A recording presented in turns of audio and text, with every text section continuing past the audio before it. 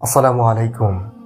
আমরা যে সুন্দর পৃথিবীতে এখন বসবাস করছি, এই সুন্দর পৃথিবী একদিন ধ্বংস হয়ে যাবে।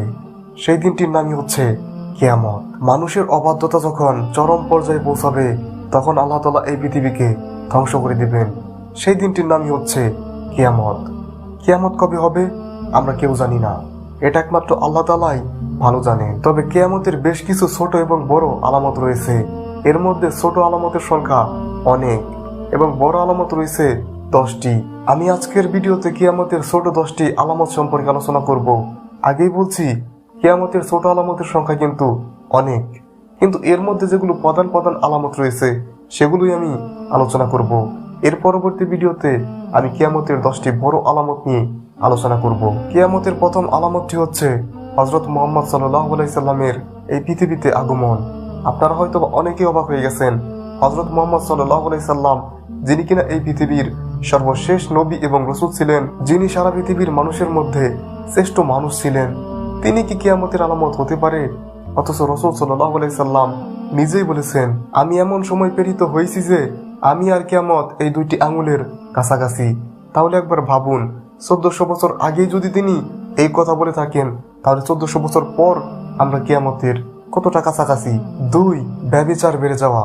বর্তমান সমাজে কি পরিমাণ ব্যভিচার বেড়ে গিয়েছে সেটা হয়তো বা আপনিও জানেন, আমিও জানি। আমরা বর্তমানে সমাজে তাকালেই দেখতে পাই বর্তমানে কি পরিমাণে প্রেম, ভালোবাসা, পরকীয়া, জিনা এবং ব্যভিচার এগুলো বেড়ে চলেছে। বর্তমানে এমন ছেলে মেয়ে খুঁজে পাওয়া খুবই দুষ্কর, যে ছেলে মেয়ে কিনা বর্তমানে এসব খারাপ কাজের সাথে সংযুক্ত নয়। 3. সুদ বেড়ে যাবে। আল্লাহ তাআলা ক্রয় বিক্রয়কে করেছেন হালাল আর সুদকে করেছেন হারাম। রাসূল সাল্লাল্লাহু আলাইহি সাল্লাম বলেছেন, নিশ্চয় কিয়ামতের আগে সুদ, ব্যভিচার এবং মদ্যপানের সয়লাভ হবে। তিনি আরো এক হাদিসে বলেছেন, কিয়ামতের আগে কোনো ব্যক্তি সুদ খাওয়া থেকে বেঁচে থাকতে পারবে না, আর যদি সে সরাসরি সুদ নাও খায় তাহলে তার ধুলাকণা তাকে স্পর্শ করবেই। 4. হত্যাকাণ্ড বেড়ে যাবে। আমরা কিন্তু বর্তমানে এমনটা দেখতে পাই, একজন মানুষ অপরজন মানুষকে খুন করছে, অথচ সে নিজেই জানে না তাকে কেন সে খুন করলো। রাসূল সাল্লাল্লাহু আলাইহি সাল্লাম বলেছেন, যখন কিয়ামত সন্নিকটে আসবে তখন মানুষের আমল কমে যাবে, কৃপণতা বেড়ে যাবে এবং হারস বেড়ে যাবে। তখন উপস্থিত সাহাবারা তাকে জিজ্ঞাসা করলো, হে আল্লাহর রাসূল, হারস কি?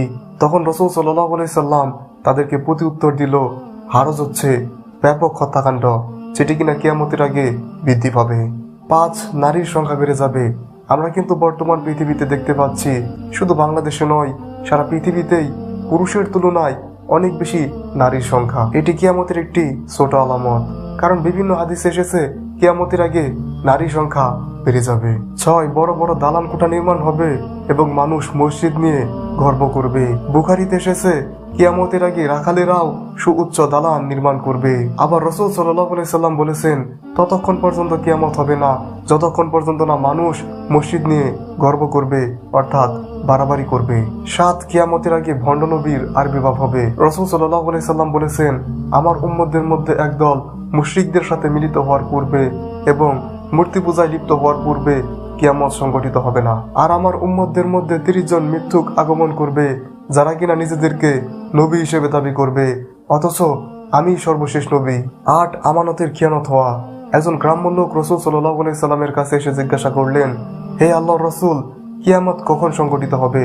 তখন রাসূল সাল্লাল্লাহু আলাইহি সাল্লাম তার উত্তরে বললেন, যখন দেখবে মানুষ আমানতের খিয়ানত করবে তখন ধরে নেবে কিয়ামত সন্নিকটে। তখন ওই লোকটি রাসূল সাল্লাল্লাহু আলাইহি সাল্লামের কাছে আবার জিজ্ঞাসা করলো, কিভাবে মানুষ আমানতের খিয়ানত করবে? তখন রাসূল সাল্লাল্লাহু আলাইহি সাল্লাম বললেন, যখন দেখবে অযোগ্য মানুষকে দায়িত্ব দেওয়া হচ্ছে তখন তুমি কিয়ামতের অপেক্ষা করতে থাকবে। 9. ভূমিকম্প বেড়ে যাবে।